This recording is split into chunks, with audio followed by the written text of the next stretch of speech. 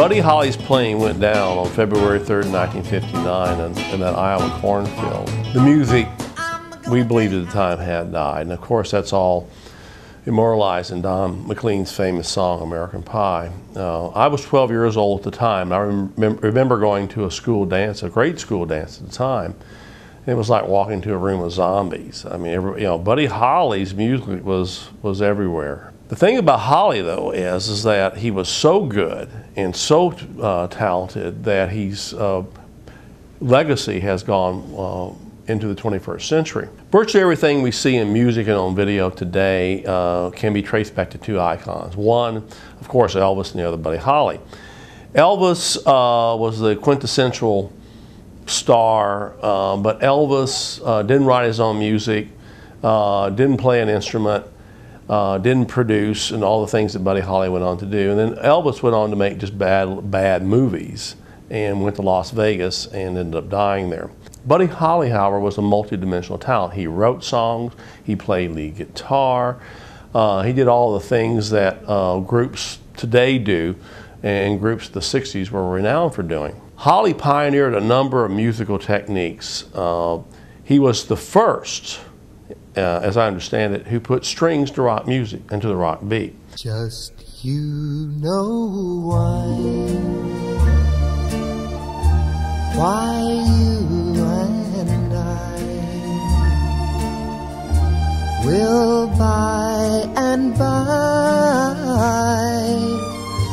know true love ways. The thing about Holly was that his music was so complex that many times the great songs that he recorded didn't even make it into the top 40 in this country, but were massive hits in Great Britain. And one thing Holly did that Elvis Presley didn't do is Holly actually went to Great Britain, toured Great Britain, was on television, and before he even got there, his songs were really doing well, and he was sort of a superhero there.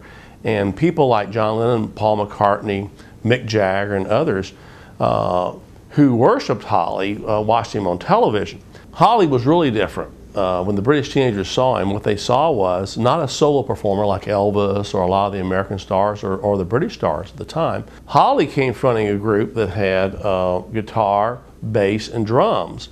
And that became the standard format for groups of the 60s and many groups today. And groups like the Beatles, the Rolling Stones copied Buddy Holly and how his particular group was configured. Thus, you can really credit Buddy Holly with the British invasion. Every group that came over, you look at Herman's Hermits, which was a huge group of the 60s. If you look at just how they looked, they all had the black rimmed glasses on. A lot of the groups in those days did.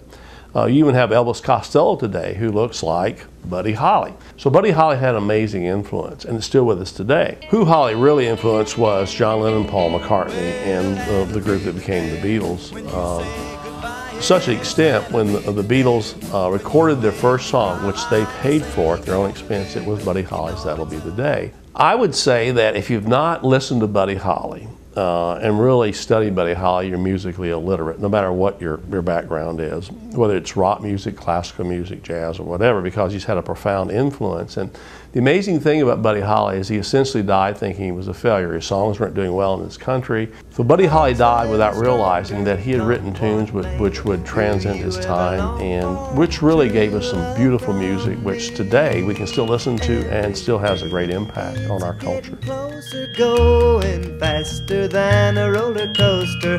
Love like yours will surely come my way. Hey, hey, hey.